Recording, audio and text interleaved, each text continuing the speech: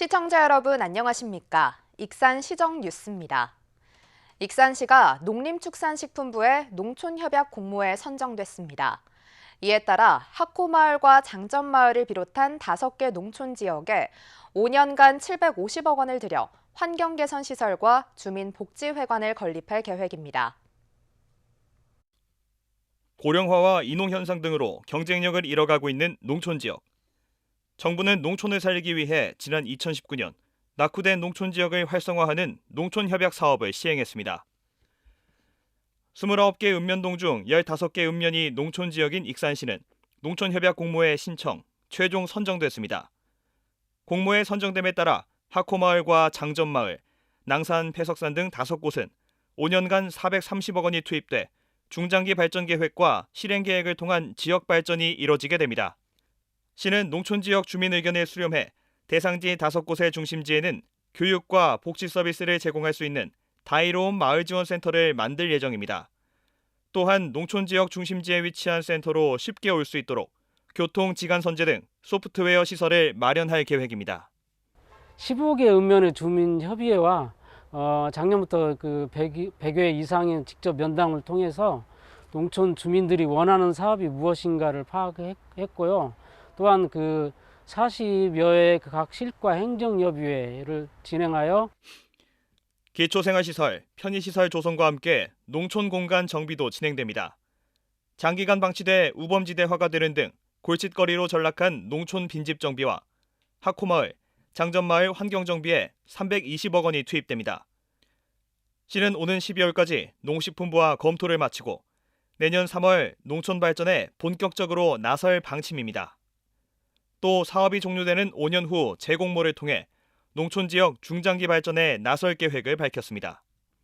구체적인 계획이 이제 확정이 되면 2023년도 2월에 농식품부와 익산시가 농촌 협약을 체결하고 3월부터 본격적으로 사업이 진행되어 2027년까지 최대 5년 동안 진행되는 사업입니다. 농촌협약 공모에 선정돼 앞으로 5년간 주민생활시설과 환경정비에 나서는 익산시. 농촌협약 공모 사업이 익산의 농촌지역 경쟁력 강화에 도움이 될지 주목됩니다. 익산시와 한병도, 김수흥 국회의원이 지난 22일 국회의원 회관에서 당정협의회를 열었습니다. 이들은 당정협의회를 통해 지방소멸 대응기금 확보와 국립호남권 청소년 디딤센터 유치, 금강하류 하천 기본계획 변경, 하멸 도시재생 뉴딜 사업 공모 등에 대해 공동 대응하기로 했습니다.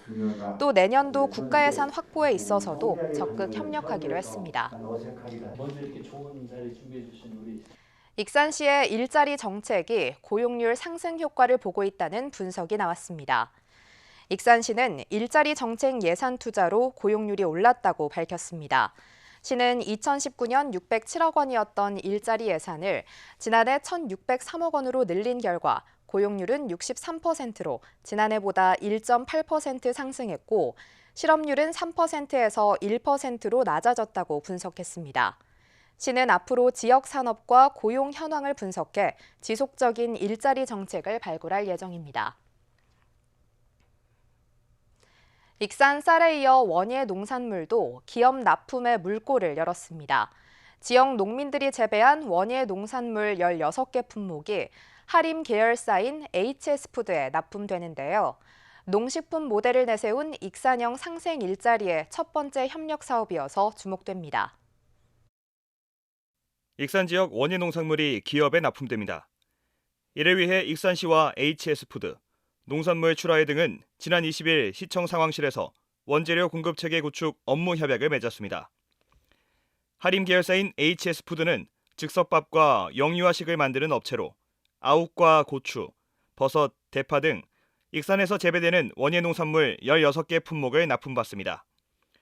초기 물량은 280톤 규모지만 국가식품 클러스터에 제조 공장이 추가로 들어서면 납품 물량은 더욱 늘어날 전망입니다.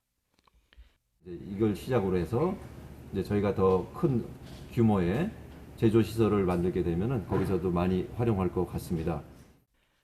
특히 원예 농산물 기업 납품은 농식품 모델인 익산형 상생 일자리의 첫 협력 사업입니다. 익산형 상생 일자리의 핵심 분야 중 하나는 지역 농업과 기업의 상생체계 구축, 하림그룹은 지역 농산물 소비를 늘리게 되고 농민들은 안정적인 판로를 확보하는 것입니다. HS푸드 원예농산물 납품에는 청년 농업인을 비롯해 웅포와 망성 등 20여 명의 농민이 농산물 출하회를 만들어 참여했습니다. 땀 흘려 재배한 농산물에 팔로 걱정 없는 도시는 익산시라는 이미지를 귀농을 꿈꾸는 청년들에게 심어주어 익산시는 지난 1월 익산형 일자리 상생 협약을 맺은 데 이어 세부적인 사업 계획을 마련하고 있습니다. 첫 번째 협력 사업인 원예농산물 기업 납품을 시작으로 앞으로 추가적인 상생 사업이 윤곽을 드러낼 전망입니다. 이번 협약은 익산형 일자리의 첫 사업이라는 점에서 큰 의미가 있습니다. 농업과 식품기업 간 지역 원재료 공급 모델을 구축해서 동방성장 기반을 마련할 수 있도록 노력하겠습니다.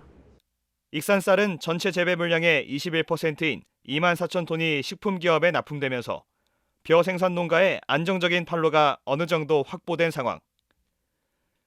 익산형 상생 일자리를 통한 원예농산물 기업 납품까지 현실화되면서 생산 농가와 지역 입주기업 간의 공생체계 구축이 속도를 내고 있습니다. 익산의 다이로움 혜택이 하반기에도 계속됩니다. 시는 익산사랑 상품권 운영위원회를 열어 다이로움 20% 지원 혜택을 하반기까지 연장하기로 했습니다. 또 소비촉진 지원금 제외업체를 50곳에서 100곳으로 늘려 가맹점 쏠림 방지와 골목상권 보호에 나설 방침입니다. 이와 함께 그동안 선할인 방식으로 지급했던 할인 판매 인센티브를 사용 시 즉시 적립되는 캐시백 방식으로 전환해 상품권 부정 유통을 방지할 계획입니다. 익산시가 지역업체 판로 확대를 위해 다이로움 공공마켓을 시범 운영합니다. 다이로움 공공마켓은 시 홈페이지와 지역화폐 앱을 연동해 업체가 제품 정보 등을 등록하면 일반 시민들이 여러 업체 제품을 비교할 수 있는 시스템으로 운영됩니다. 또 선택한 업체와 계약을 체결할 수 있도록 견적 요청 게시판도 함께 운영합니다.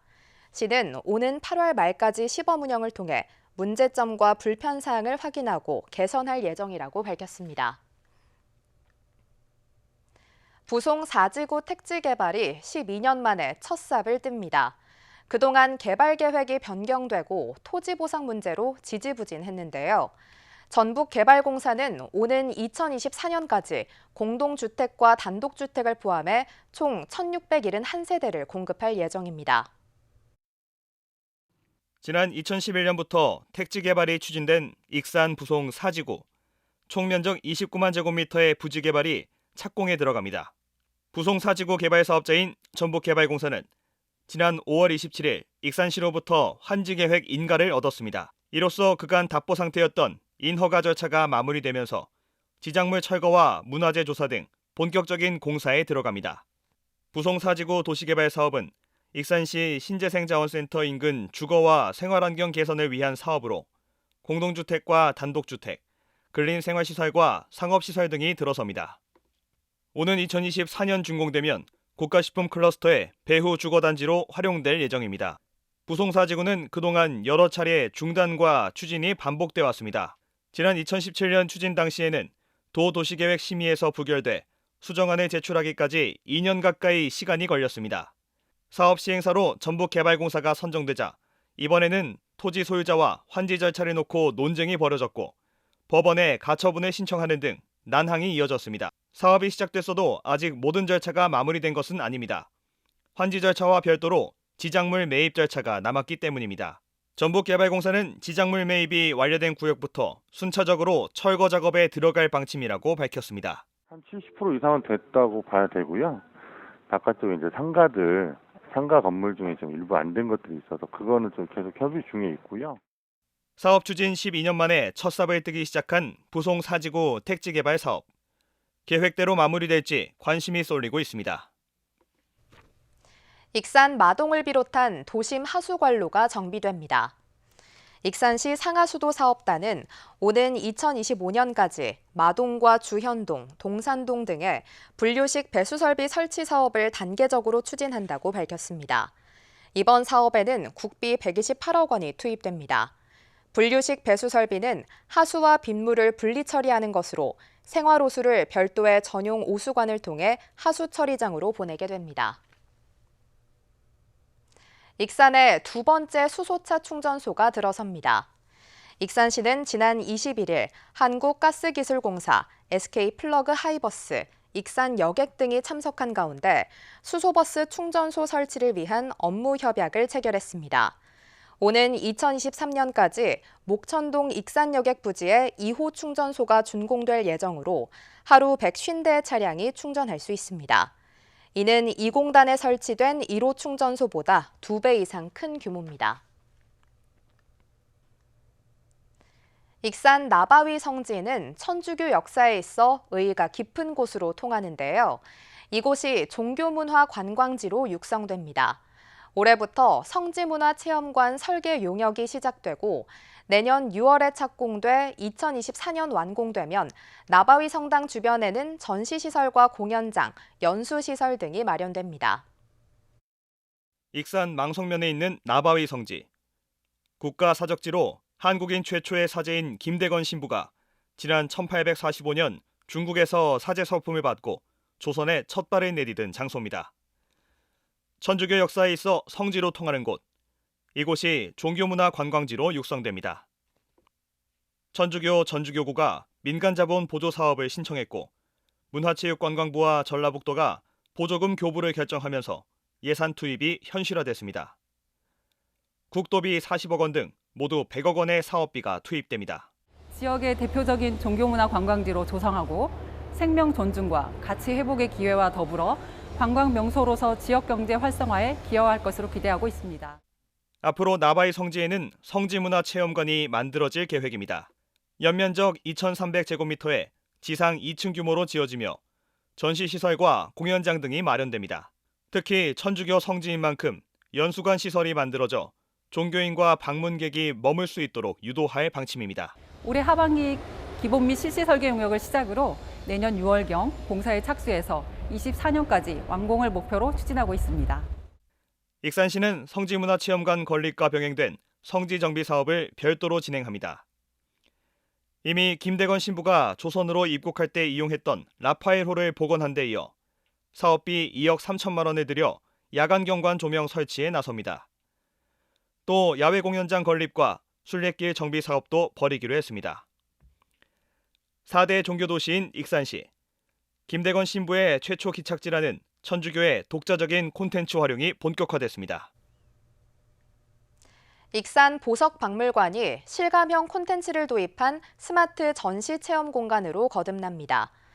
익산시는 지난 21일 문화체육관광부가 주관하는 5G 기반 실감형 전시 콘텐츠 및 체험관 구축 공모에 보석박물관이 선정됐다고 밝혔습니다. 이에 따라 보석박물관은 한국문화정보원이 만든 12가지 실감 콘텐츠를 제공받습니다. 시는 보석과 백제 역사 스토리텔링을 결합한 콘텐츠를 개발해 기존 전시실 내 영상관을 쌍방향 전시 형태로 전환할 계획입니다. 익산시가 온라인 라이브 방송으로 새로운 농산물 판로를 구축하고 있습니다. 시는 지난 22일 우체국 쇼핑과 네이버 쇼핑 라이브를 통해 익산 토마토 축제 라이브 방송을 진행했습니다. 이날 방송에서는 준비된 방울토마토 1,500박스가 완판돼 1,800만 원가량의 매출을 올렸습니다. 익산시는 우체국 쇼핑의 다이로움 전용 브랜드관을 개설하고 SNS 계정을 통해 농산품을 소개하는 등 다양한 홍보 활동도 진행하고 있습니다. 다음은 읍면동 소식입니다. 익산 삼기면 주민자치위원회가 서두리 소재 나눔 텃밭에서 수확한 햇감자 5kg, 150여 상자를 관내 저소득 독거노인 세대와 소외계층에 전달했습니다. 익산 용동면 주민자치위원회가 관내 소외계층을 위한 사랑의 단호박 심기 행사를 개최했습니다. 익산 웅포면의 한 청년 농부가 지난 2020년부터 체리 열매 수익금을 매년 기부해 지역사회에 훈훈함을 더했습니다.